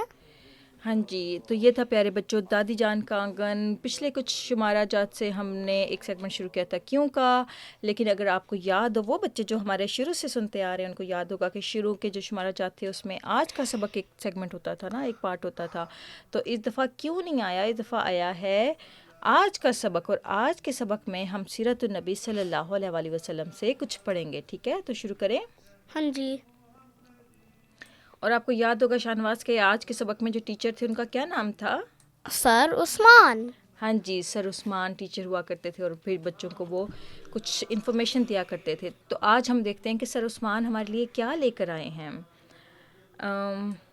سر عثمان: پیارے بچوں السلام علیکم، آپ سب کا کیا حال ہے اور چھٹیاں کیسی گزریں؟ بلال: اچھا، تو سر عثمان جو تھے نا اصل میں چھٹیوں پر تھے کیونکہ اتنے عرصے سے بچوں کی ہالیڈیز بھی چل رہی تھیں، تو پھر سر عثمان بھی پھر چھٹیوں پر چلے گئے تھے۔ اب اسکول دوبارہ کھلے ہیں تو واپس سر عثمان اب آئے ہیں۔ Probably tired. تو پھر اب دیکھتے ہیں کہ پھر بچے کیا آگے سے کہتے ہیں۔ بلال: الحمدللہ چھٹیاں بھی بہت اچھی گزری ہیں۔ سر عثمان: جی تو بچوں آپ سب نے چھٹیوں کا ہوم ورک مکمل کیا ہے تو جمع کروا دیں۔ پتہ ہے پاکستان اور انڈیا میں کیا ہوتا ہے کہ ہالیڈیز سے پہلے بچوں کو کچھ ہوم ورک دیا جاتا ہے تاکہ بچے جو ہیں کچھ نہ کچھ کام کرتے رہیں چھٹیوں میں اسکول کا، اور پھر اس کے بعد جب چھٹیاں ختم ہوتی ہیں پھر وہ اپنا ہوم ورک سبمٹ کرواتے ہیں اسکول میں، اور اس کے بعد ٹیچرس ان کو چیک کرتے ہیں، اس طرح سے ان کو پھر ان کی مارکنگ ہوتی ہے۔ تو سر عثمان کتاب کھولتے ہوئے بسم اللہ الرحمن الرحیم: آج ہم رسول اللہ صلی اللہ علیہ وسلم کی سیرت کے متعلق بات کریں گے۔ سیرت کہتے ہیں کہ حضور صلی اللہ علیہ وسلم نے کس طرح اپنی زندگی گزاری اور کیا واقعات تھے اور کس طرح سے اپنا جو لائف سٹائل ان کا تھا وہ کیا تھا۔ سر عثمان: جلیس بتائیں کہ آنظر صلی اللہ علیہ وسلم کب اور کہاں پیدا ہوئے، اور مختصر تعارف کروائیں، یعنی کہ تھوڑا سا انٹروڈکشن کروائیں کہ آنظر صلی اللہ علیہ وسلم کہاں پیدا ہوئے۔ تو جلیس نے جواب دیا کہ آنظر صلی اللہ علیہ وسلم 9 ربیع الاول عام الفیل بمطابق 20 اپریل 571 عیسوی کو بروز پیر جزیرہ نما عرب کے شہر مکہ میں پیدا ہوئے تھے۔ آپ کا نام محمد صلی اللہ علیہ وسلم، کنیت ابو القاسم اور لقب امین و صدوق تھا۔ والد کا نام حضرت عبداللہ اور والدہ ماجدہ کا نام حضرت آمنہ، دادا کا نام حضرت عبد المطلب، چچا کا نام ابو طالب ہے۔ آپ صلی اللہ علیہ وآلہ وسلم کے خاندان کا تعلق قبیلہ قریش سے تھا. آپ کو پتہ ہے شاہ نواز، ہمارے بچے جو سن رہے ہیں، کہ عرب میں قبیلے ہوا کرتے تھے، ٹرائبز ہوا کرتے تھے، یعنی کہ گروپس ہوا کرتے تھے، اور ہر قبیلے کا ایک نام تھا اور ان کی اپنی ٹریڈیشنز ہوا کرتی تھیں، اپنا جو لائف سٹائل ان کا ہوا کرتا تھا. تو حضور صلی اللہ علیہ وآلہ وسلم جس قبیلے میں یا جس ٹرائب میں پیدا ہوئے اس کا نام تھا قریش. کیا نام تھا؟ قریش. ہاں جی، ہمیشہ یاد رکھنا. سر عثمان، عام الفیل یعنی ہاتھیوں کی جنگ والا سال، جب ابرہہ نے خانہ کعبہ کو مسمار کرنے کے لیے ہاتھی بھجوائے. اب ایک بہت بڑی جنگ ہوئی تھی وہاں پر، اور اس کو کہتے ہیں عام الفیل کا سال، یعنی کہ ہاتھیوں کی جنگ والا سال. اس میں ایک بہت بڑا عیسائی تھا جس نے کیا کیا تھا کہ خانہ کعبہ کو مسمار کرنے کے لیے اپنے ہاتھی بھجوائے تھے، تاکہ وہ ایک الگ سے خانہ کعبہ کی طرح کی کوئی عمارت بنوائے اور وہاں پر اپنا جو ورشپ وغیرہ کا جو سلسلہ ہے وہ شروع کرائے.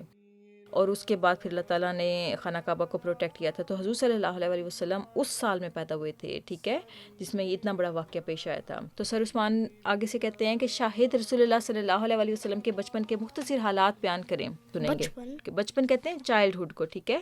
اچھا جی. تو شاہد، آپ صلی اللہ علیہ وآلہ وسلم کے والد ماجد حضرت عبداللہ آپ کی پیدائش سے چند ماہ پہلے وفات پا چکے تھے.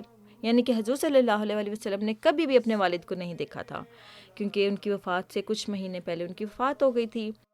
4 سال کی عمر میں حضرت حلیمہ نے آپ صلی اللہ علیہ وآلہ وسلم کی پرورش کی. حضرت حلیمہ نے حضرت حلیمہ جو تھی نا، وہ فوسٹر مدر تھیں حضور صلی اللہ علیہ وآلہ وسلم کی، جنہوں نے حضور صلی اللہ علیہ وآلہ وسلم کو، ہاں جی، وہ لیڈی تھیں، ان کو لک آفٹر کیا تھا. اولڈ تو نہیں تھیں وہ، ان کے اپنے بچے بھی تھے، لیکن عرب میں یہ رواج ہوتا تھا کہ جب بچے چھوٹے ہوتے تھے نا تو ان کو گاؤں وغیرہ میں بھیج دیا کرتے تھے، تاکہ وہاں پہ زیادہ کلین انوائرمنٹ ہوتا ہے نا، تو بچے زیادہ ہیلتھ، گاؤں یعنی کہ ولیجز میں بھیج دیا کرتے تھے ان کی تربیت کے لیے، ان کی صحت کے لیے.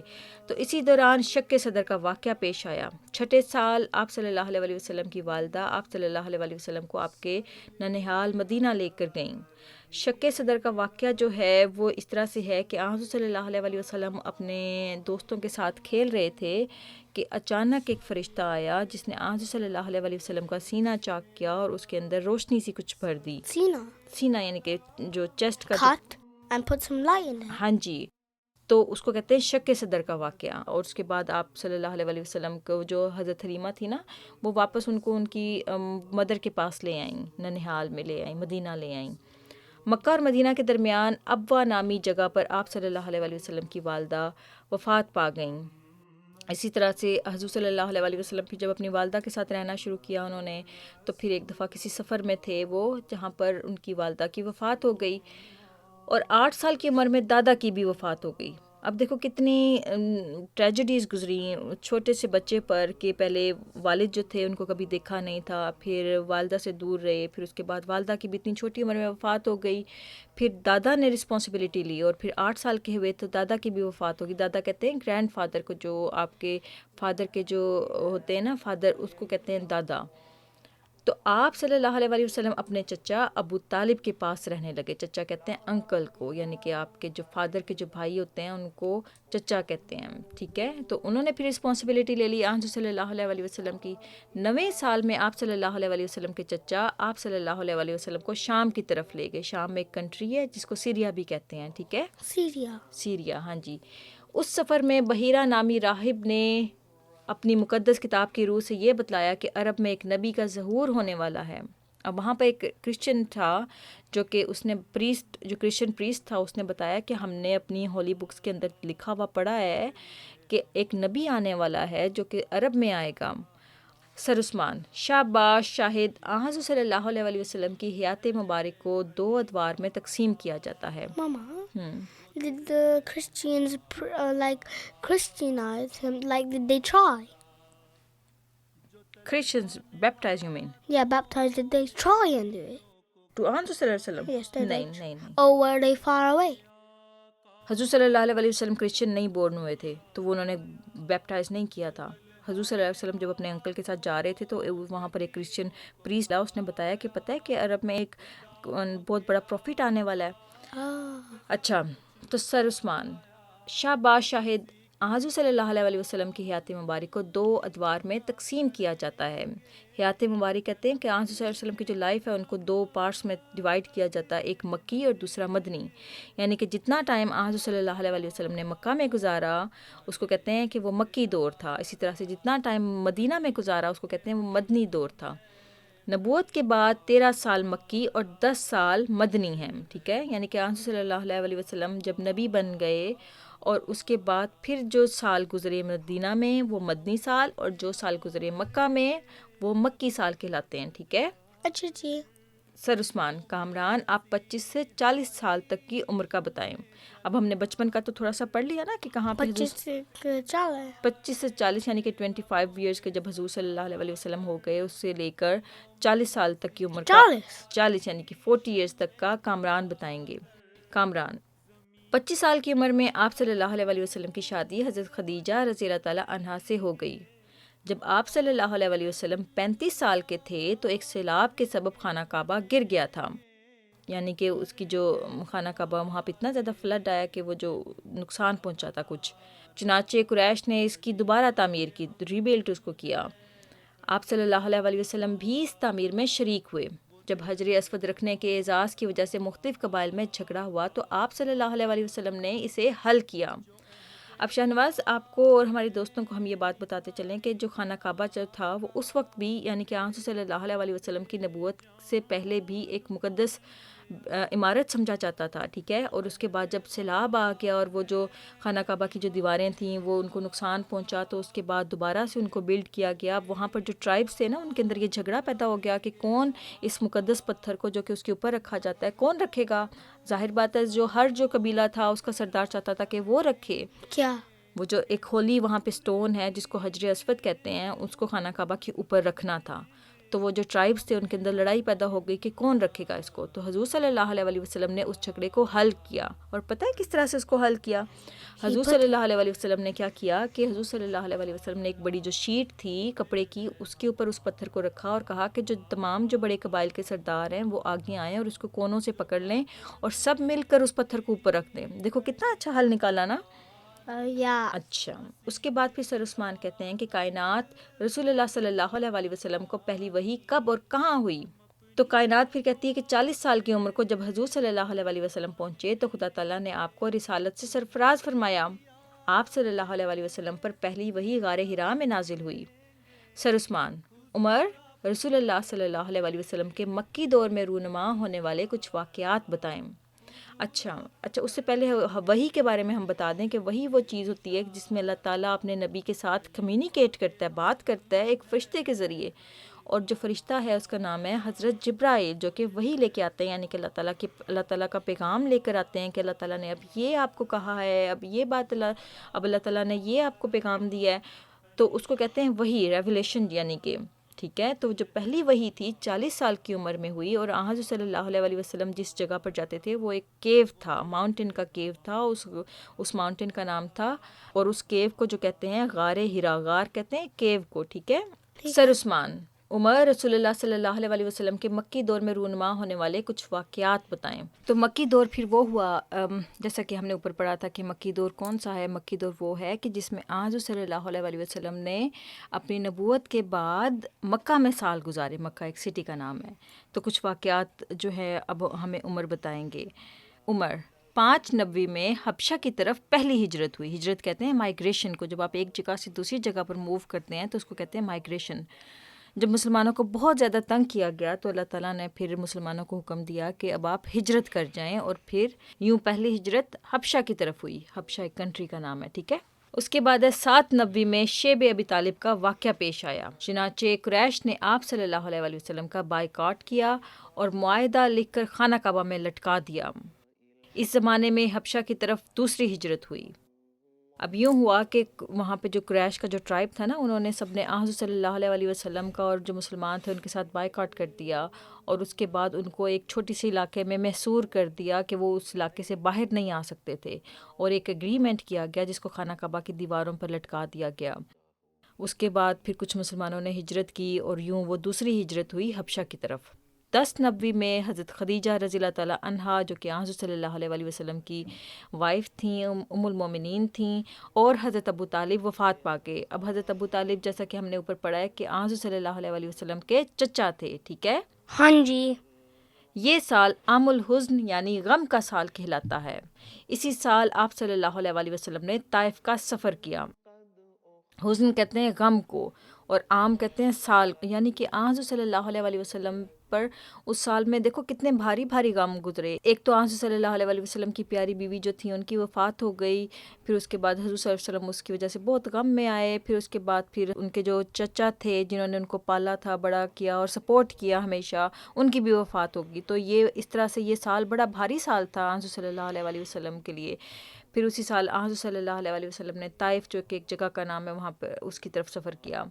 پھر اس کے بعد سر عثمان کہتے ہیں 13 نبوی میں اللہ تعالیٰ کے اذن سے آپ صلی اللہ علیہ وسلم نے حضرت ابو بکر رضی اللہ تعالیٰ عنہ کے ساتھ مدینہ ہجرت کی۔ 3 دن رات غار ثور میں رہے۔ مدینہ میں انصار و مہاجرین نے آپ صلی اللہ علیہ وسلم کا استقبال کیا۔ اب یوں ہوا شاہ نواز کہ بہت زیادہ جب حضور صلی اللہ علیہ وسلم کو اور ان کے جو صحابہ تھے تنگ کیا گیا کہ آپ اللہ تعالیٰ پر ایمان نہ لے کر آئیں اور اپنے اس دین کو چھوڑ دیں، تو پھر اللہ تعالیٰ کے حکم سے، اذن کہتے ہیں حکم کو، اللہ تعالیٰ کے حکم سے حضور صلی اللہ علیہ وسلم نے مدینہ کی طرف ہجرت فرمائی اپنے بیسٹ کمپینین کے ساتھ جو کہ حضرت ابو بکر رضی اللہ تعالیٰ عنہ تھے، ٹھیک ہے۔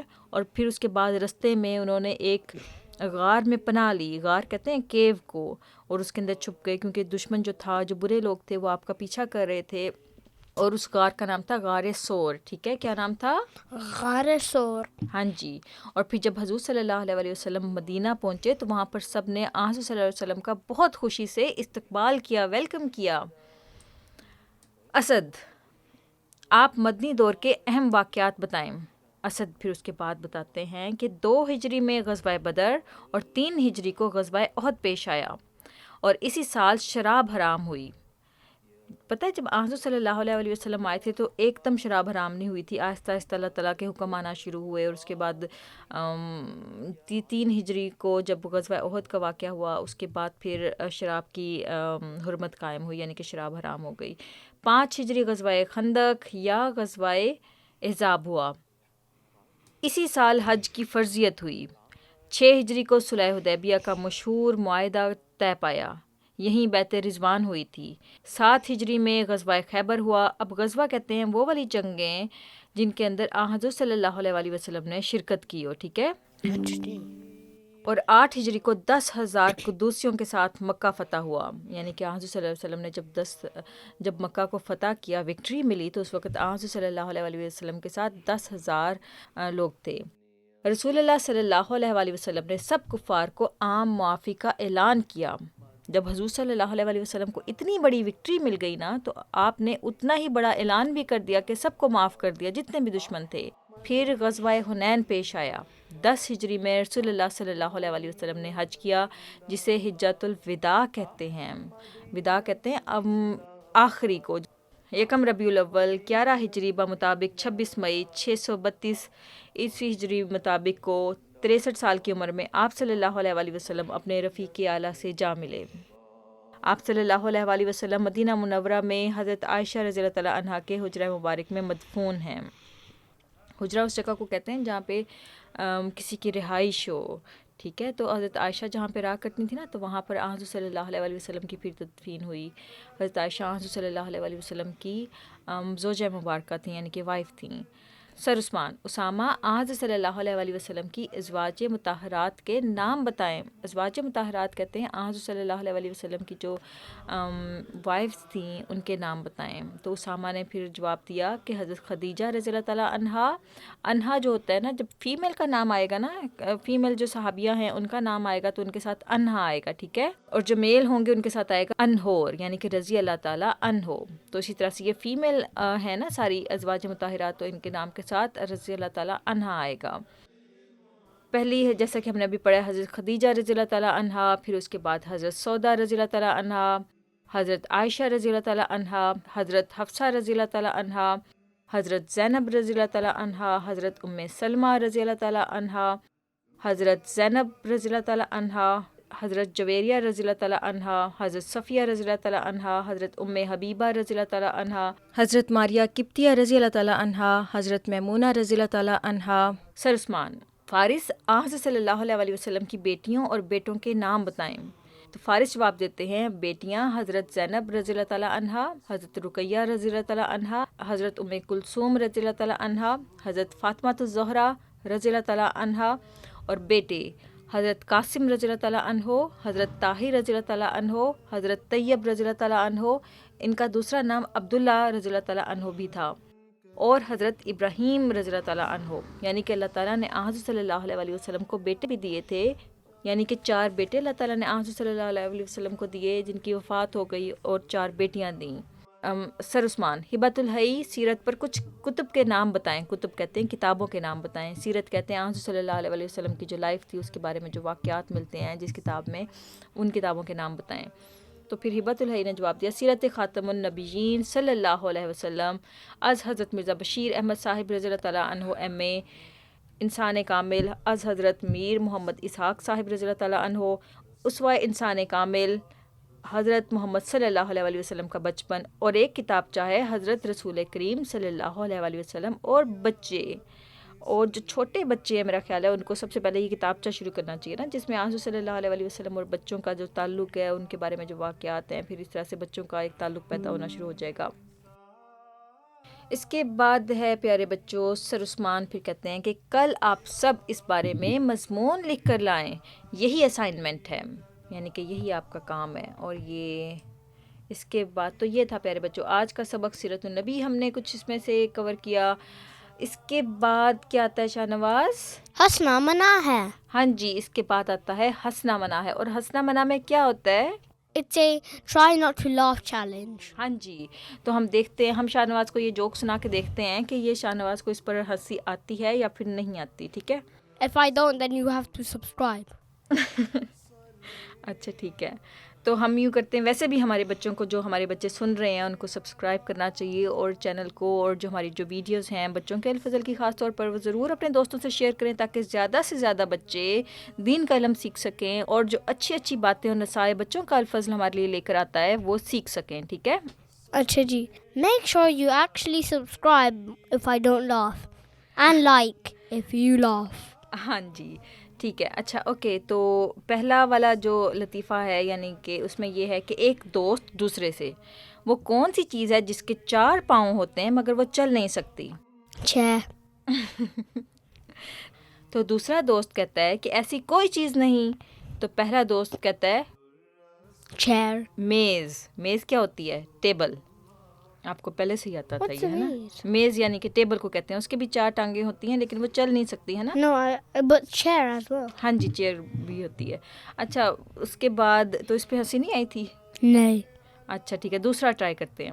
استاد، ہمیں بجلی پہلے چمکتے ہوئے دکھائی دیتی ہے جبکہ گرج بعد میں سنائی دیتی ہے، یعنی کہ جو اس کی آواز جب لائٹ اسٹرائک کرتی ہے تو اس کی جو لائٹ ہوتی ہے وہ پہلے نظر آتی ہے لیکن اس کا جو ساؤنڈ ہوتا ہے وہ بعد میں آتی ہے، تو اس کی کیا وجہ ہے؟ آپ بتائیں کیا وجہ ہو سکتی ہے کہ ہمیں لائٹ جب اسٹرائک کرتی ہے آسمان پر تو ہمیں لائٹ فوراً نظر آ جاتی ہے لیکن آواز اس کی بعد میں آتی ہے؟ Don't know. تو شاگرد کہتا ہے اس لیے کہ ہمارے کان پیچھے کی طرف ہیں اور آنکھیں آگے ہیں، تو اس لیے جو چیز آگے ہے وہ جلدی سے دیکھ سکتی ہے کہ کیا سامنے ہے، اور جو کان کیونکہ پیچھے ہیں تو آواز لیٹ جاتی ہے تو اس لیے سنائی بھی دیر سے آتی ہے۔ اس پہ بھی نہیں ہنسی آئی؟ نہیں۔ اچھا، اس کے بعد آتا ہے پیارے بچوں ذہنی آزمائش۔ ہاں جی، ذہنی آزمائش، اور ذہنی آزمائش میں اس دفعہ پتہ ہے 5 پہیلیاں آئی ہیں، ہم دیکھتے ہیں کہ شاہ نواز کو یہ پہیلیوں کے جواب آتے ہیں یا نہیں آتے، ہمارے بچے جو سن رہے ہیں وہ بھی ساتھ ساتھ گیس کر سکتے ہیں اور بتا سکتے ہیں کہ کیا جواب ہے اس کا، ٹھیک ہے؟ تو پہلا سوال ہے وہ کون سی جھیل ہے جو 3 ملکوں کی سرحد پر واقع ہے؟ جھیل کہتے ہیں لیک کو، کہ اس کو جو جھیل کے جو کنارے ہیں اس کو 3 I know. کون سی جھیل ہے؟ It is Nile. نائل تو وہ تو ریور ہے، دریا ہے۔ No, it's not. It's actually a lake. نہیں ہے، لیک نہیں ہے وہ۔ اچھا یہ اس کا جواب نہیں ہے بہرحال۔ اور Wait, is it Nigeria falls? Nigeria نہیں ہے، نہیں یہ نہیں ہے۔ Falls.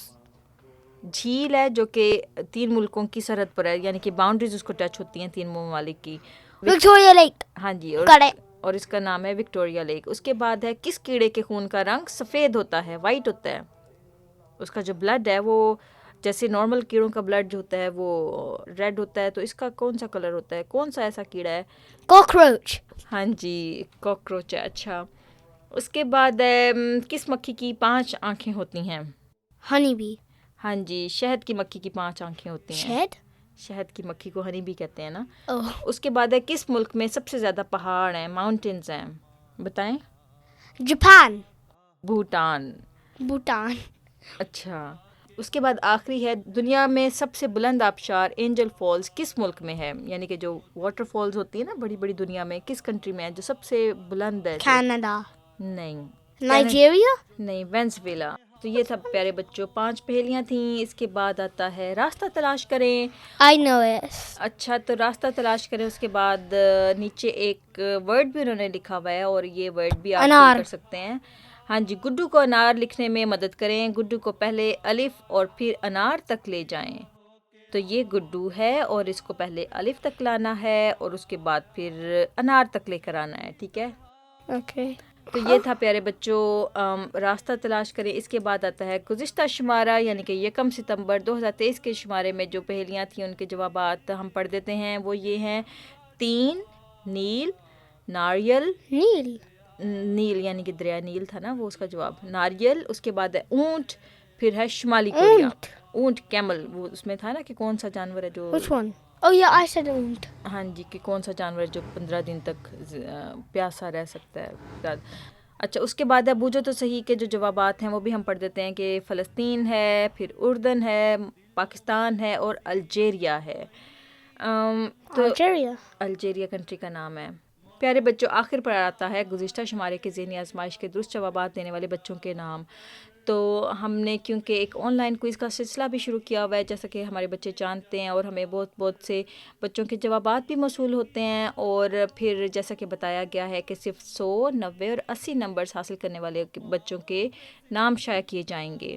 تو وہ اسکرین پر اپنے نام دیکھ سکتے ہیں. آئندہ بھی آپ آن لائن جوابات دے سکیں گے جس کا لنک ویڈیو کی ڈسکرپشن میں موجود ہوگا.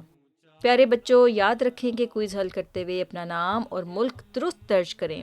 1 سے زائد بار کوئز حل نہ کریں اور حسب سابق اخبار کے پرنٹ پر بھی جوابات درج کر کے ہمیں واٹس ایپ یا ٹیلی گرام پر بھجوا سکتے ہیں. جزاکم اللہ. تو یہ تھا پیارے بچوں آج کا الفضل, اور آج کی الفضل میں ہم نے بہت کچھ سیکھا. ہم نے دیکھا کہ اللہ تعالیٰ نے ہمیں قرآن کریم میں فرمایا ہے کہ جاہلوں سے دور رہنا چاہیے, بلا وجہ کا اپنا ٹائم نہیں ضائع کرنا چاہیے. پھر ہم نے ایک اتنی پیاری حدیث بھی پڑھی جس میں ہم نے تو ریت میں دیکھا کہ حضرت صلی اللہ علیہ وسلم کی کیا صفات تھیں جو اللہ تعالیٰ نے پہلے سے ہمیں بتائی ہوئی تھیں. پھر شاہنواز آپ نے کلام امام میں جو واقعہ تھا اس سے کچھ سیکھا, وہ جو چائے کی پیالی والا واقعہ تھا, ہاں جی, کیا سیکھا تھا؟ always try to forgive. ہاں جی, اور ہم نے کتنا پیارا واقعہ ایک سنا جو کہ حضرت امام حسن کا تھا کلام امام میں, کہ ایک چائے کی پیالی گر گئی تھی اور اس کے بعد پھر کس طرح سے حضرت امام حسن نے ان کو معاف فرما دیا تھا. پھر اسی طرح سے ہم نے ایک بہت ضروری چیز جو بچوں کے لیے بہت ضروری تھی کہ غصے پر کیسے قابو پایا جا سکتا ہے. تو جن بچوں نے آج کا الفضل ہمارا سنا ہوگا, پڑھا ہوگا, ان کو پتہ چل گیا ہوگا کہ کتنا ضروری ہے کہ غصے پر قابو پایا جائے اور کس طرح سے ہم غصے کو قابو میں لا سکتے ہیں. پھر اسی طرح سے کچھ ہم نے ایک پیاری سی نظم بھی پڑھی. پھر اس کے بعد وقف نو کا نصاب تھا. اس کے بعد پھر ہم نے ایک چھوٹی سی دعا یاد کی, اور پھر ہم نے ایک چھوٹی سی حدیث بھی پڑھی. پھر کرنا کر کا سیگمنٹ تھا ہمارا جس میں ہم نے نرم دلی کی بارے میں باتیں سنی. اسی طرح سے دادی جان کا آنگن پھر آ گیا, اور دادی جان کے آنگن میں ہم نے 2-3 واقعات بھی سنے مزے کے. پھر سیرت النبی میں ہمیں بہت کچھ پتہ چلا حضور صلی اللہ علیہ وسلم کی زندگی کے بارے میں, کہ حضور صلی اللہ علیہ وسلم کی زندگی کس طرح سے گزری اور کہاں پر کون کون سے بڑے بڑے واقعات ہوئے. پھر مزے کے لطیفے بھی تھے. پھر ذہنی آزمائش میں کچھ پہیلیاں تھیں. تو ہمیں امید ہے کہ ہمارے بچوں نے آج کا الفضل انجوائے کیا ہوگا. شاہنواز آپ نے آج کا الفضل انجوائے کیا تھا؟ ہاں جی. آپ کو سب سے زیادہ اچھا سیگمنٹ کون سا لگا تھا, کون سا پارٹ سب سے اچھا لگا تھا؟ مجھے کو دادی جان کا آنگن.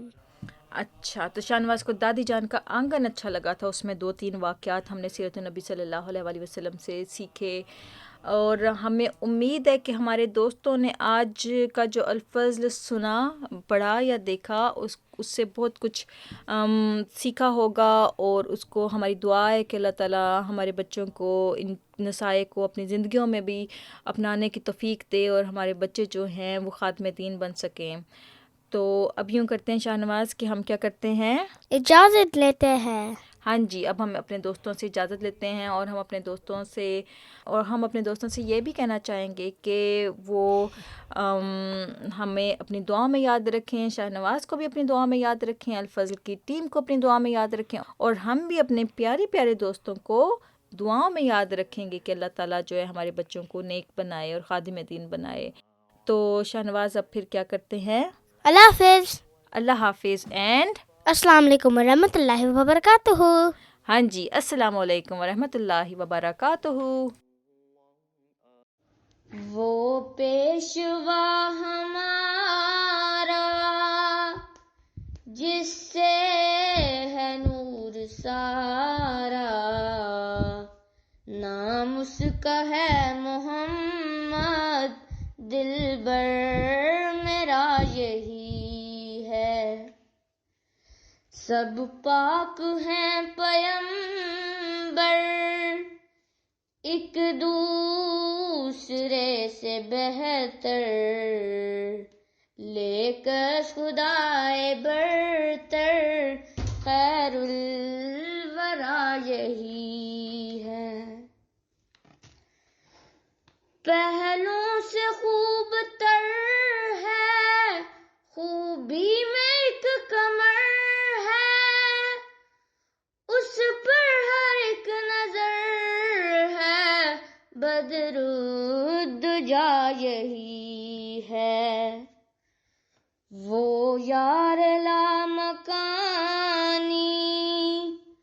وہ دل برے نہانی، دیکھا ہے ہم نے اس سے، بس رہنما یہی ہے۔ وہ آج شاہدی ہے، وہ تاج مرسلی ہے، وہ طیب و امی ہے، اس کی ثنا یہی ہے۔ اس نور پر فدا ہوں، اس کا ہی میں ہوا ہوں، وہ ہے میں چیز کیا ہوں، بس فیصلہ یہی ہے۔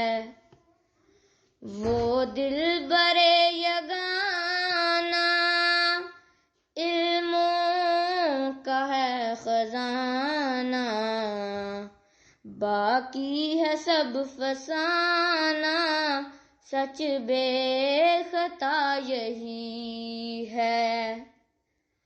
وہ پیشوا ہمارا جس سے ہے نور سارا، نام اس کا ہے محمد، دلبر میرا یہی